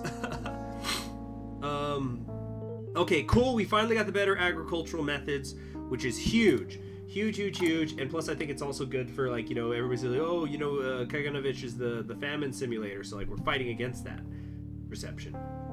So now we're gonna increase agricultural mechanization, and we're also going to escalate land reforms. So we can just try to, the goal now is to get to modern agriculture, which is just like the good shit, the real good shit. Time for yourself. No, yeah, no, and you see, when I'm talking about working on things for YouTube, because, like, you know, there's stuff that I enjoy. Like, I enjoy making educational content. It sounds weird, but it would be, like, relaxing in a way for me. And I'd still do stuff on this channel. But, and yeah, that's the whole thing, is, like, I have to figure out the schedule. So long story short, the goal is, from here to January, to give myself a couple of hours, or maybe an hour and a half. An hour and a half is a day is actually a lot of time when you think about it. To work on the channel, especially Voyages in Time, and attempt to get monetized. That's the goal. Monetize Voyages in Time by the end of the year. Spear gave more land to Poland. Oh shit! Yeah, didn't it? Hold on. Let's take a look here. Yeah, they don't have Warsaw, right? Like, they don't. It only goes up here to, like, to Radom, right? Isn't that where the border is at the start? He gave more land to Poland. Truly, he is the most cursed of German leaders. Yeah. Well, I guess he didn't go. Somebody was mentioning whatever path it was, but there's a path where he ends up without a focus tree, so he didn't do that. Anyway, so to get monetized by January, and then spend the first few months of 2022 trying to then take that monetized channel, that base of followers I have, and to start the snowball going, because that's how it is with a lot of YouTube channels, like especially educational ones. I've noticed is like it snowballs. They start to grow in popularity, and eventually they get their own momentum, and it can happen really fast. Like, okay, here's an example. So I saw this video the other day. Let me try to find the guy's name. The guy's gonna have to fucking change his name, his channel's name. That's what I think is hurting him. So yeah, this guy's name is Drunzo. So he's not posting a lot, but his biggest video is something called My Classic Literature Collection, where he does a tour of his bookshelf, basically, which I actually want to do because I recently organized it, and I'm mostly pretty happy with it. So like, that might be an example of something I put on Voyages of Time. Like, yo, these are my books. If anybody's curious, this is what my shit looks like. Although I'm gonna have to, like, wear a full bodysuit so I don't, like, get seen in a reflection or something. Be sweating my ass off while I go through it all. Anyway, so yeah, he got a video that was like 33,000 views 6 months ago, and then a little bit after that, he went, "Oh my god, this is so crazy! I've got 60 subscribers, like 60 subscribers," and he's now got 3,100 subscribers, and he's only posted one video in the last 4 months. Like, he obviously needs to work on that. But I could definitely tell, like, this guy, like, he's got it. He's got a certain charisma. He's got an interesting format. If he actually started posting regularly, I'm sure he would explode very, very quickly. And because that's how it works. Anyway, in the Shadow of Giants, did I see? We already did this. Wait, Tyumen fell short yesterday. Wait, we already got this event before. This is the second time we got that event. Buy an army surplus NBC suit and gas mask. You know what? No joke. Let me see how much that would cost. Army.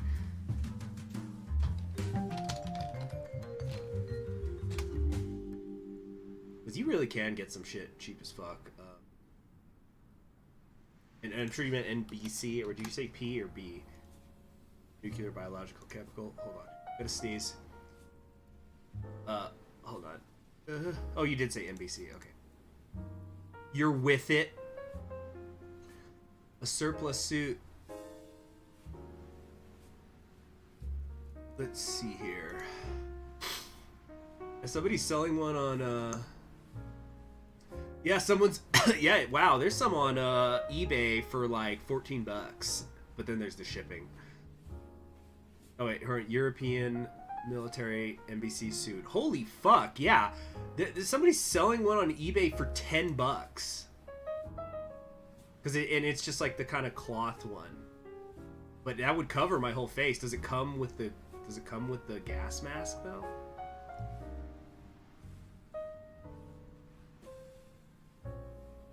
Anyway, I'm distracting myself. But yeah, something, because I know there would be things that reflect me. We should be able to derive the true shape of our ideology from the writings of Stalin himself. Yet reducing that strain. Yeah, because look at this. Guys, remember when we had almost 1,000 political power? Kind of disappearing on us. Let's see if it's been worth it. What's the difference in the factory count? Yeah, like, Western Russia, all of Western Russia, which is the most industrialized sector, has only 24 factories. I've got 65 factories. I'm like that.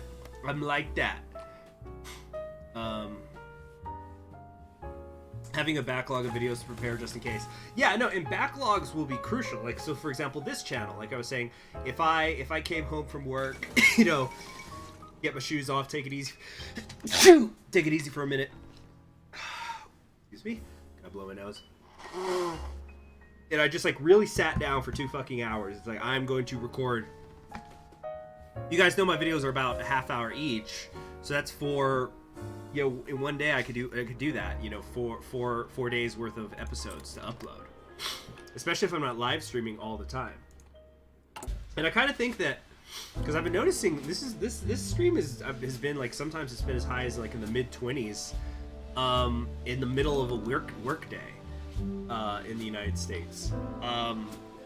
And I think part of that is because I haven't live streamed for a little bit, so you know, sometimes maybe absence makes the heart grow fonder. Stream a little less. And I used to do this before, you know, you guys. I've been able to do a lot of stuff, but it's like, I think it's just been, I've been a little stressed and distracted by being on probation again at work, and just my managers have just been driving me up the fucking wall, fucking with me. But it's over now. Like, I'm sure they're gonna still kind of fuck with me, but now I'm in the union. And like, we can argue about whether unions are good or bad. I'm not gonna say what my stance is on it. I'm just gonna say, like, for me personally, I'm at least in a decent position right now. Oh shoot! Holy fucked up! Got too big for its britches! Spear's taking him out! But my ideas for content? Oh, you mean? Oh wait, if you're talking about ideas for content on my other channel, actually, that's another thing. So I did a poll recently where I was saying, okay, what kind of city builders do you guys want me to do? And I was talking about it with some real life friends, and it's like, why? Let's go for the political power. A couple of the things on that poll are games I don't own. They say, well, I was just gonna wait for a sale. It's like, why are you playing game? Why are you offering to play games that you don't even own yet? Play the shit you have. So what I'm gonna probably end up doing is I'm either gonna play Frostpunk. Excuse me. I'm either gonna play Frostpunk or these Egyptian city builder games, because it's one of those things where people don't know what they like. Like, who the hell ever heard of Suzerain before I played it? I'm not trying to be egotistical about it. I'm just saying. It's like, let me look up Conquering History Games Suzerain, right? Nobody knew what the hell that game was.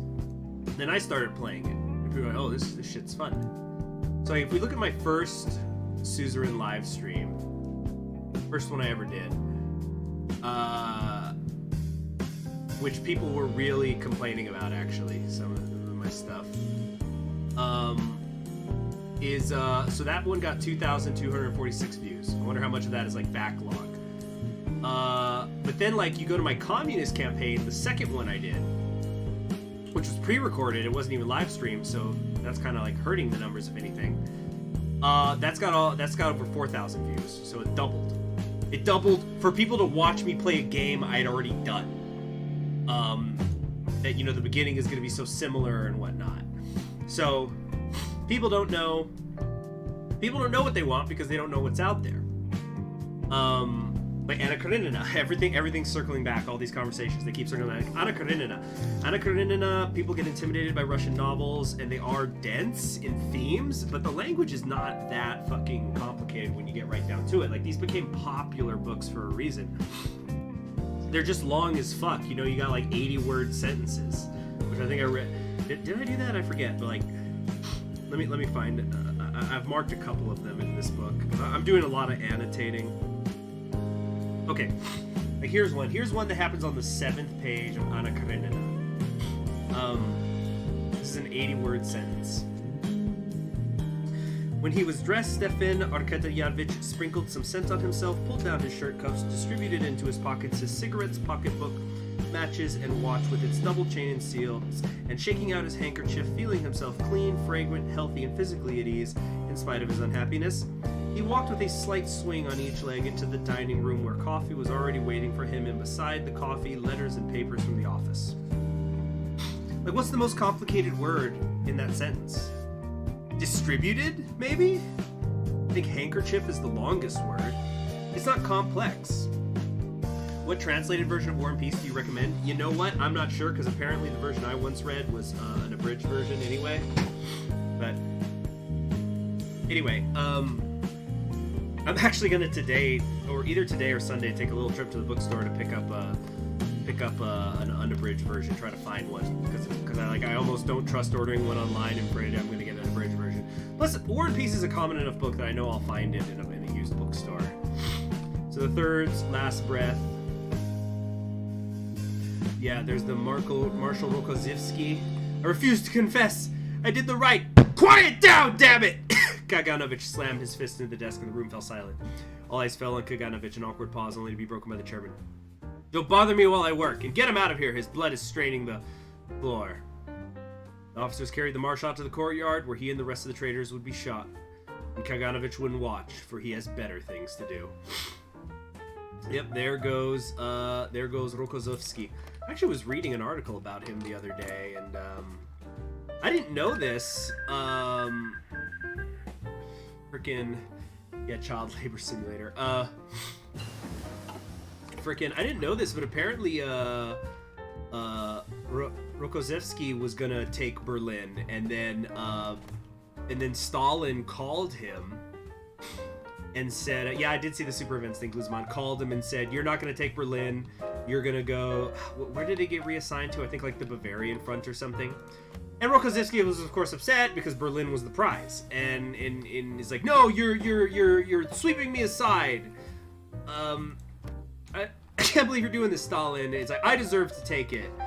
And then Stalin apparently actually just told him, it's like, this is political, okay? And he's like, Zhukov needs to be the one to take Berlin. So Rokozevsky was upset about that.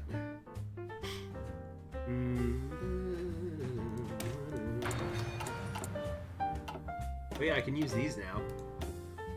Get that construction up, baby, and that's it. No more political power. We went from like almost 800 to nothing. This channel could have specialized in obscure political/social commentary games. Yeah, and that's what I hope to do. So it's like, it's one of those things, like, I want to be known as, I know I played lots of Hearts of Iron 4, I played lots of Paradox games, but I would love if, like, it's in my fucking name, right? Conquering History Games. Like, I would love it if it's like, oh, I subscribe to Conquering History Games. He's awesome, because, like, he'll show us games we've never heard of, and he plays them, and they're really interesting, and I get interested in them, and stuff. Maybe I should do reviews of games, like, after I do a stream of them or something, do a video where it's like history game review #1, Suzerain or whatever, or just talk about like, okay, this is what I thought was interesting about this game, and if it's based on something in reality, talk about it, like how Suzerain is based a lot on Turkish politics, and like there's characters who are based on real life based on real life figures, like the version of the United States in Suzerain is their president is clearly Eisenhower, but they don't call him Eisenhower. Did play as a lost Iranian revolutionary who wasn't a revolutionary that got probably executed, yeah.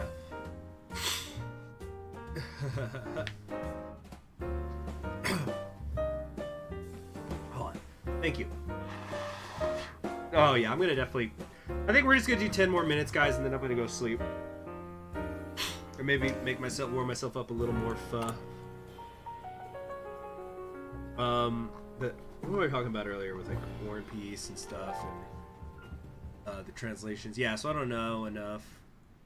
Spear gave Warsaw to Poland because Spear wanted a fairer fight. How sportsmanlike of him. Oh yeah, ideas for the channel. Yeah, so like one thing I was thinking, because I'm trying to think like, fuck, okay, I need to play the game. Like maybe even the Legend of the Galactic Hero stuff needs to wait on the other channel until later. Hold on. Okay, so Franchan, I don't know if you're here. Do you know how to get Khrushchev? Is it like, do I have to go libertarian socialism? Because right now we're authoritarian socialism. So I'm guessing if we do something that's not that, that's gonna cause a change in our head of government, right? Because Khrushchev was the reform guy, yeah. So would it be that we have to go libertarian socialism?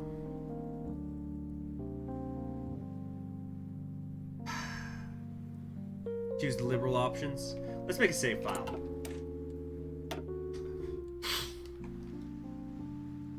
Corny choices.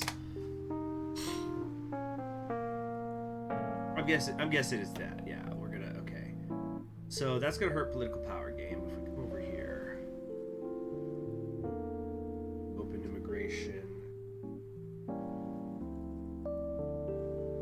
A lot of this stuff hurts me initially. I'm just gonna have to suck it up, Buttercup.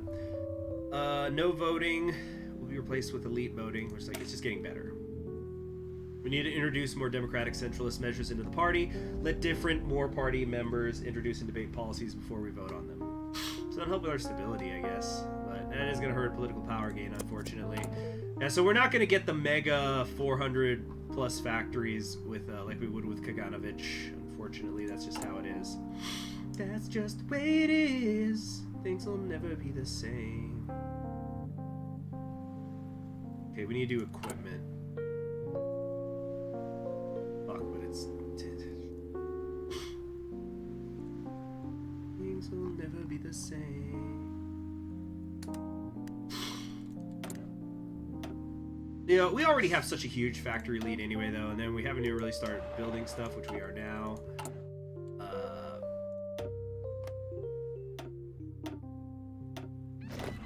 Take the tanks out. Fantastic. Okay, train and train. Elite voting should allow the chat to vote on things, but only if their moderators are paid on THG's Patreon. Afghanistan's being invaded. This will go well.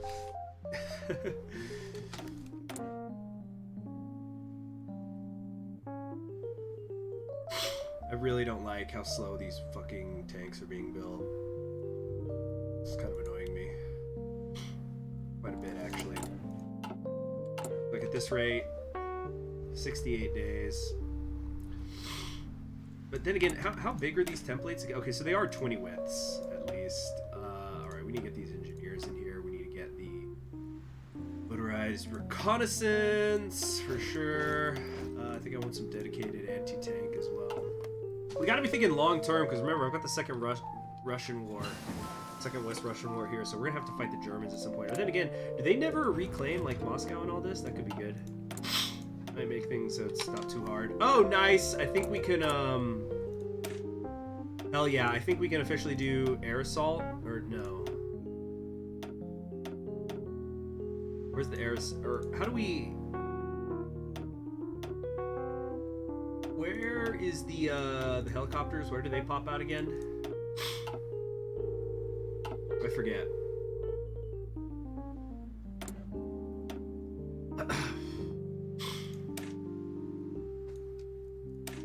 Where's the one that unlocks the fucking air assault?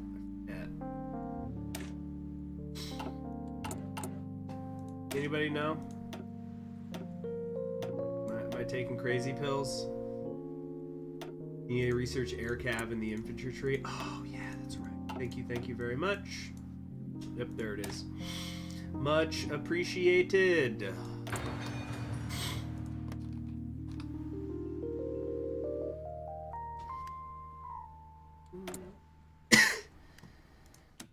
That was a weird sneeze. Here comes another. Woo! Yeah, I'm making another after this. When I log off in 5 minutes, I'll make another bowl of pho and then sleep.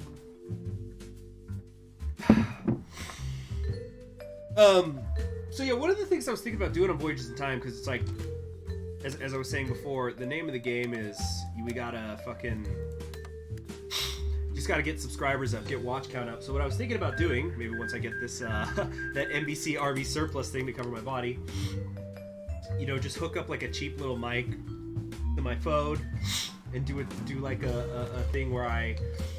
Here's what I was thinking: do Afghanistan and Pakistan have focus trees? No. Excuse me. Is do something where like I show my bookshelf, for example, and say, okay, these are all my books, and you know I know people like them. Like bookshelf tour videos actually seem to be kind of popular, semi-popular in that niche. And then say, okay, which of my books do you guys want me to talk about? And like I could do a video where I review a book, like a history book or a science fiction book or whatever people are interested in. I could do like freaking oh, for example, oh man, I'm gonna sneeze again. Maybe not. Okay, like so for example, when I went on that book spending spree over the summer, I pre-ordered Mike Duncan's Hero of Two Worlds book, which is about Lafayette.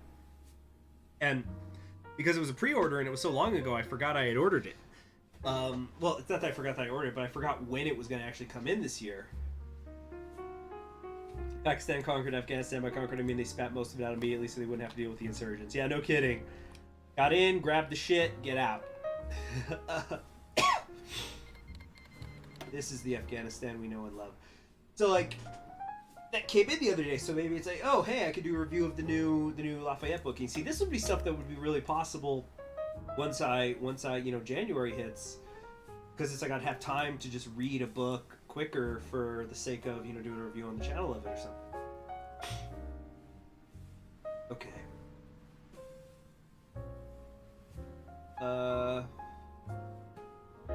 Amnesty for the redeemable. Bourgeois states were staffed by civil servants who showed great promise.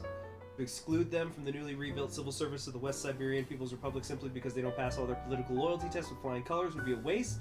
Instead, we should give those who show talent and a prospect of sympathy for the working class a chance to redeem themselves through service in the People's Republic, even if their political testing results weren't perfect. Under the watchful eye of the Communist Party, they will surely be able to earn the forgiveness of the working class and contribute to the reconstruction of socialism in West Siberia. Roughnecks, Starship Troopers Chronicles? No, I've never even heard of that. Okay. So it's needed industrial equipment. This one though for the infrastructure. Yeah, 67 freaking factories. Oh shit. Kemerov has so many factories. Are they doing like their own plan? Their own like the central plan? Fuck. That's a lot of shit. Did you save in case you get it wrong? Yeah, I did. Thanks for asking.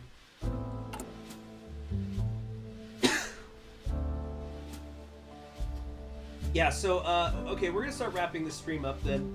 But, basically, in summation, I'm gonna start working on this channel some more again. I'm gonna try to dedicate an hour and a half to 2 hours every day, maybe in the morning, maybe at night, to work on the channel. Either, I don't know about guides. Guides are gonna be difficult, but at least, you know, get some pre-recorded content up there. We will try to do some live streams. The divine mandate will overcome him with faith. There you go. Gotta have faith. In terms of Voyages in Time, I'm gonna just start spitballing shit on the channel. I think Legend of the Galactic Heroes is gonna have to wait. I'm gonna make a short video over there where I say, yo, I'm putting this on pause because I don't want to work on it more until I'm monetized. And just start building up a base. Build up a base. Can I look at that tab you left? Oh, jeez, I'm sorry, man. I'm getting tired. I was day drinking, you know, earlier.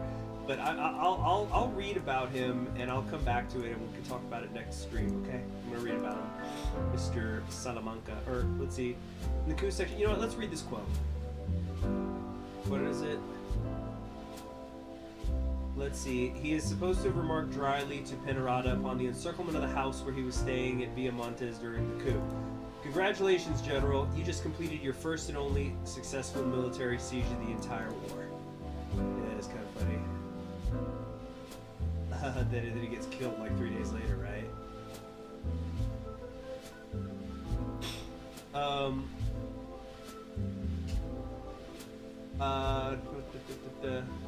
You see, I'm looking at his Wikipedia article though, and this is a perfect example of why.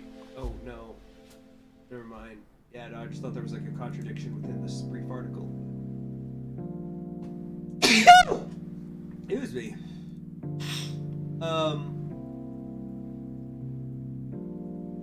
Anyway. Yeah, so the goal from here to the end of the year is to get the other channel monetized, and to also and to try to create a base so that I can comfortably have some extra money besides my savings once I go back to school in January. Gonna go out, might as well be a smart ass to your rears. Yeah. But yeah, thank you very, very much for everybody who super chatted. Those, of course, fund the live streams. I'm Conquering History Games. And oh, by the way, all these changes, this is going to happen after Labor Day. This is going to be like next week, mid next week. That's when I'm going to start working on it. I've just got a couple of things I'm trying to do this weekend. And yeah, you all are wonderful. I'm happy to be back. Thanks for your patience. And pleasant day.